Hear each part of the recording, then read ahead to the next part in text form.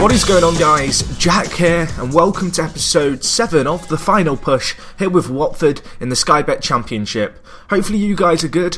First things first, I want to apologise for the fact that episode 6 went up early. It was meant to come out when this video is now up at 6 PM on Saturday, but YouTube bugged out and it went public an hour after episode 5 came out. So maybe you missed one or the other of those episodes. If you did, go back and check them out as always. And let's crack on straight into these fixtures. So, last episode you joined us and we beat Brighton to extend a winning run to 4 games. Since then, we've done one better because we've extended that run for another 5 games, getting 4 wins and a draw. The new tactic really working well, finally settling on a system that seems to be working for us, which is nice. Have played with it a little bit here and there, but a quick look at these fixtures. First result we got was a 1-0 win away against Leicester. In truth, it was a really tight game. We took the chance that came our way. Frostieri getting the goal for us as well in the 30th minute. Just a quality performance by the whole team. You can see here Angela getting man of the match. I mean, it was just a really good performance. Looking at the team, you could see everyone turned up, and when you have that kind of performance, especially on the back of other performances, it's so nice to just see your morale of your players kind of snowballing.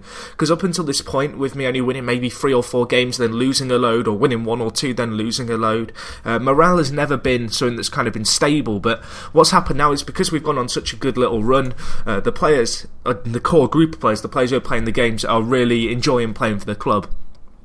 So anyway, moving on into the second game, which was our second win and our 6th in a row. We won 3-2 against Birmingham. Really good performance. Troy Deeney pulling out 2 goals to get us the vital win. The winning goal coming in the 75th minute with not long left. And Troy Deeney, my word, this guy has improved bags since the start of the season. He wasn't scoring loads. Since we've reverted to our new system, he's just been on form. He's improving in some areas in training. He looks solid. He does look very, very solid. 18 goals in 33 league games. Not far off his personal best for kind of goals in a season in the league for the club. I'm not sure if he's on the top goal scorer charts. He is. He's actually tied second, which is a pretty impressive feat, all things considering, because he has had to chase these guys down to get on that list. But no, he's been superb for us. Anyway, following on from this, we got a 1-1 draw against Middlesbrough. Tony Mowbray was not happy. I wasn't happy. I felt as if we were very unlucky not to win this game. It was kind of that counter-attacking football again. Willing to give them possession, but then when we did get possession, we created a hell of a lot of chances. Really odd kind of game this. Troy Deeney getting another goal to add to his collection before Diakite for Middlesbrough grabbed a goal just a minute later in the 85th minute to break my heart and I guess break our winning run. Anyway, Bolton was next away from home. Our away form has always been a little bit sketchy. It's definitely been put back on track. This was a really good performance. We actually scored all 4 goals, but Ekstrand scored an own goal because he's useless. Troy Deeney grabbed 2 and Pudil scored from the spot. Looking at the stats, better team, better consistency, better finishing was what was the difference. That's something that we've noticed now.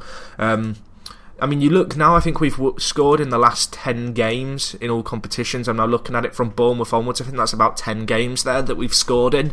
And I mean, if you score, you've got a chance of winning realistically. And although there's quite a lot of 1-0s here, the way I'm looking at it is there's quite a lot of clean sheets here. So anyway, the final result was against Blackpool, a team who stomped on us last kind of time we met. This time we stomped on them. We didn't have as much possession, but our counter-attacking football really worked nicely against them. You can see here they did have more of the ball, but we created, oh blimey, more than 5 times the amount of chances, which was great to see. I'm interested to see how good Danny Bath is here, actually. He's always been really good on FM. Did he actually transfer to Blackburn? I've not been following it too much. I think he's actually transferred in real life, presumably. He's a quality centre-back on FM 13. Who knows, maybe he'll be as good this year. He looks pretty solid for a championship centre-back at the age of 23. So anyway, those were the fixtures. Looking at the league table and what that means for us, We are in second place, 3 points clear of Reading, 6 points clear of Bolton, and we're 9 points now in the playoffs. Unfortunately, our goal difference is still a little bit of a cause for concern, but all we can do is keep winning in order to kind of maintain our run. On the back of us beating Brighton, they've had a really tough patch. You can see here they lost to both Blackburn and Wigan. Did beat Millwall in their most recent game, but I am very, very hopeful that perhaps they will slip up and we can close this 9-point gap on them come the end of the season, because there is still 13 games left. So anyway, looking at the squad, and actually I'll show you the tactics because I have made some changes. I've removed a few of the instructions. I think one of them was retain possession or work ball out of defence. It kind of got us bogged down sometimes trying to play the ball out of defence on counter-attacking football. Yeah, it wasn't great. There's something that I wanted to check, actually. It was something someone suggested, and that was the pass completion of my centre-backs. Because that's only 63% in the league. That's not great. Someone was like, oh, you shouldn't play limited defenders. And I was like, I like playing limited defenders if my defenders can't pass. As in this case where he has 9 passing. But I've actually read something somewhere about the limited defender really not working in this game at the moment because they give away the ball so much. So we're going to try them both on centre-back, just regular centre-back. So I'm not sure who it was who told me about that. I did remember someone posting something on Twitter about it. Shameless plug, if you don't follow me on Twitter, links down below. But no, someone mentioned it and I've just checked it, and 60% pass completion is absolutely garbage. So anyway, we go into this game. One more thing. You may notice it's the 8th of March, and if you are new around here, you won't know this, but my favourite thing to do in FM is poach regens, and poach regens we are doing. First one, James Hay here, 14 years old from Aberdeen. I'm trying to snap this guy up. 14 years old. Things that stand out to me: heading, marking and tackling, the 3 core components that make up a centre-back's technical attributes are there at the age of 14. He has some decent natural stamina. He's got decent aerial ability, which we could improve. He's not exactly the smallest guy, 180 centimetres at the age of 14, and he will grow in the team in terms of his height. 19 aggression isn't a problem as long as he doesn't have high dirtiness, and he has 12 leadership, and I can't wait to see the rest of his mentals because I think there's something there. There's something there with him. And then the other player who I really want to get my hands on, Jamie Ruiz, Mexican 16-year-old. My word, look at the stats, unbelievable. 16 determination, which stands out. Work rate is insane, passing is insane, dribbling is insane, has the pace and acceleration of a pacey kind of inside forward. I want to see what the rest of his stats are, but I've already put in a contract bid for him because I'm that confident he's going to be a beast. Anyway, let's go into today's game. We are playing against Charlton. They were actually a team who, back when I did the last episode, I was like, oh, Charlton are in the playoffs, so we'll do that game. But you can see they've really fallen off the pace. Hopefully we can, utilise the fact that we're playing them as they struggle and going through a rough patch to our advantage. But yeah, we'll see how we get on. Pretty standard setup, I think. I might actually take off Pudil, looking at his fitness. It's not great. Murray's struggling a little bit as well. I know one of my scouts said he was feeling jaded. I should have done this before. I'm just thinking about what changes to make. I'll tell you what, I'm going to bring on Irini for Jedinak. Jedinak just needs a bit of a rest, makes sense. Irini can slot in quite nicely into there. And yeah, we'll see how we get on here. It should be an interesting game. Just one quick thing as well, I don't know if this is still going to be the case, but Murray signed a new contract with the club, which is great to see, a 4-year deal. He's also got his first cap for Northern Ireland now. Northern Ireland, I keep saying Northern Ireland, I meant Republic of Ireland. I'm sorry everyone who I've just deeply offended. But no, you can see his stats here, he's improving all the time. There were some clubs interested, but you can see I've scared people away with a £10 million asking price. But I think Arsenal and Chelsea were both looking at him, so hopefully he can continue to improve as he has done this season. And yeah, we'll see how we get on. We must have 6 players trained by a club in England in our bench. Okay. Boom. It's done. I do worry, because one thing about this kind of Watford side is the fact that recently Watford have had a lot of players, coming from Udinese, from Granada, from, I guess, abroad, and it means that for stuff like the squad, the squad limitations and restrictions, we are not, I guess, fulfilling them as easily as I'd like. Sometimes you'll go to a club and they have like their first kind of starting 11 is all homegrown, and that's just not the case here. So that's something I might have to kind of consider and look at come if we ever make it into Europe with this side, which is certainly kind of the aim. Someone asked me what the aim of this series is. I know the title is The Final Push. The actual aim of the series as a whole is to take Watford to the Premier League and beyond, that being perhaps even winning it. Ideally, I think we can do that in maybe 7 years. That is kind of like the 7-year plan, I suppose. I think... Oh, go on, Forestieri. Go on. Oh, he's saved it onto the crossbar. I was going to say, no, I'm kind of going with the 9-year plan or 7-year plan, or however many years you want to call it. I think it's 9 years that a lot of teams who go up through the kind of divisions take. You just have to look at teams like Norwich and Southampton as great examples of teams. I think QPR had the same plan, but clearly that didn't work out. But no, this whole idea that... I guess you work your way up the divisions and slowly add a little bit of quality, establish yourself as a Premier League team, get the youth kind of side going, and then from there look to improve over time. And who knows, that's the plan, essentially, to build up this team. Hopefully we can get in James Hay and Jamie Ruiz from Celtic and Aberdeen, because I think they're going to be two quality regens who could definitely kind of carry us forward into the Premier League. Deeney's through, bury that, he's hit the post again. 2 times I've hit the woodwork in 6 minutes. Why in FM do you always hit the woodwork? It's the mystery of the day. Anya with the set piece. Whip this in, my son. Murray's there. Forestieri saved it. Wow, we are all over Charlton, but we need to make one of these chances count, or else I am going to regret this. We've got another set piece. Please bury it. Is that the crossbar again? For a throw in to them? Wow.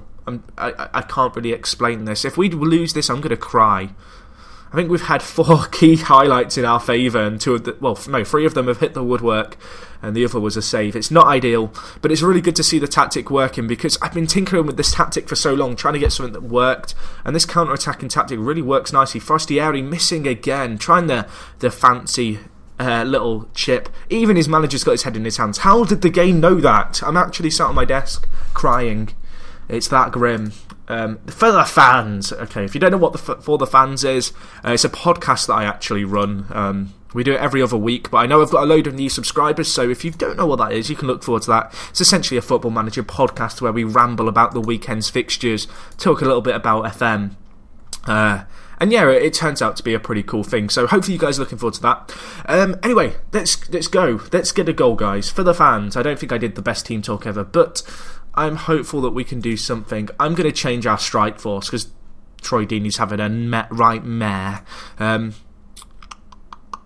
And you're struggling with fitness. We'll bring on Pudil. I know he's on 86, but hopefully you can do something there. And hopefully we can get a goal.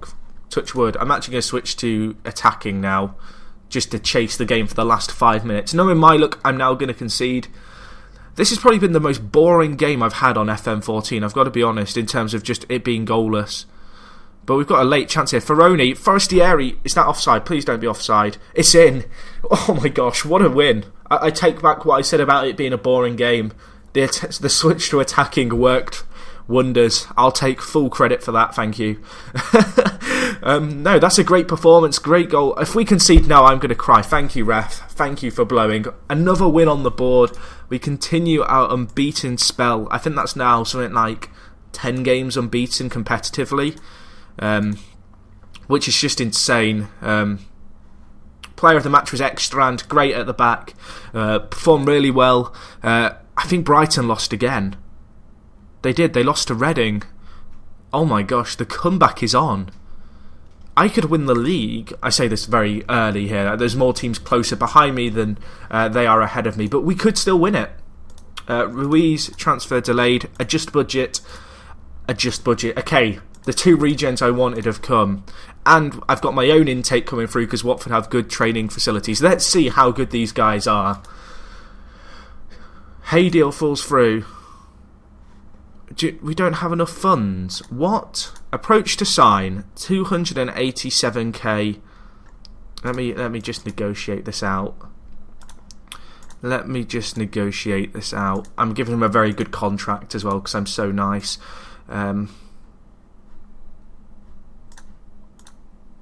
That's a good offer. I'm very happy with it. So 287k plus a loyalty bonus of £725. Then transfer budget is nothing. Can I not change this? So because I adjusted it for the Ruiz one, I can't now adjust it for the Hay one. That's a bug. Because I could easily adjust that. Look at it. I'm going to talk to the board. I need the money. A transfer budget.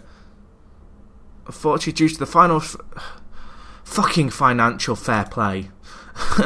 That doesn't even... Oh, that's a bug. Oh my god, that's so annoying.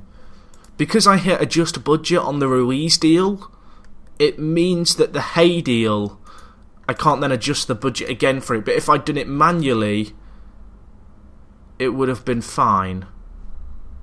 I'm going to go forward a day and see if I can get this sorted. Delay the transfer for a week, yes. What I might have to do is I might have to offer Hay contracts every week until the end of the season so that he doesn't sign for Aberdeen, which is a really cheap tactic, but I could not believe the game's just screwed me over. Oh my god, that's annoying. Have the scout reports come through for this guy yet? They haven't. Let's go forward another day. Let's see what we've actually bought here. Hopefully he's as good as he looks on the tin. Gillespie has potential. This guy has no potential. Hay. How good is Hay? Oh my god, he's good. He's very good. 20 determination at 14. I want him. I want him. I feel like a kid in a candy store. I want him in the van. And then we have Ruiz. 1.5 star potential. 4.5 star. Whoa. My word. Wow. Okay, I'm now very excited. Even though we didn't get that other guy, that's insane. He looks like an absolute monster. Wow, Jamie Ruiz. I'm going to remember that name, I feel. Anyway, guys, yeah, let's stop ranting about the fact that the game had a bug with the adjusting the budget. Hopefully you enjoyed this episode regardless. I'm going to be doing some more regen poaching in the next month or so, so hopefully I'll have a few more transfers if the game fixes itself for me to tell you guys about. Hopefully you're looking forward to that. And yeah, good to see us keep our unbeaten run going. Hopefully we can close the gap now on Brighton. I think the next game I'm going to live com, who is around us, because we've already played Brighton, Reading, Bolton a load of times. Derby and Wigan are up there. We've got Wigan coming up, but that's a little bit too soon. Where are Blackburn or Sheffield Wednesday or Burnley? Blackburn, Sheffield Wednesday. Okay, they're all mid-table. I'll work out when the next episode's going to be. It might be a long break, actually. Where's Leeds? Oh, I don't know. I'm going to have to work something out. It looks like I've got some easy fixtures coming up with the exception of the Wigan one. I'll attempt to work something out, guys. Hopefully you're looking forward to the next episode. Hopefully you've enjoyed the fact there were 3 episodes up today. If you did, be sure to hit the like button, all that good stuff. And other than that, I will talk to you guys in a bit. It's me, Jack, and I'm out.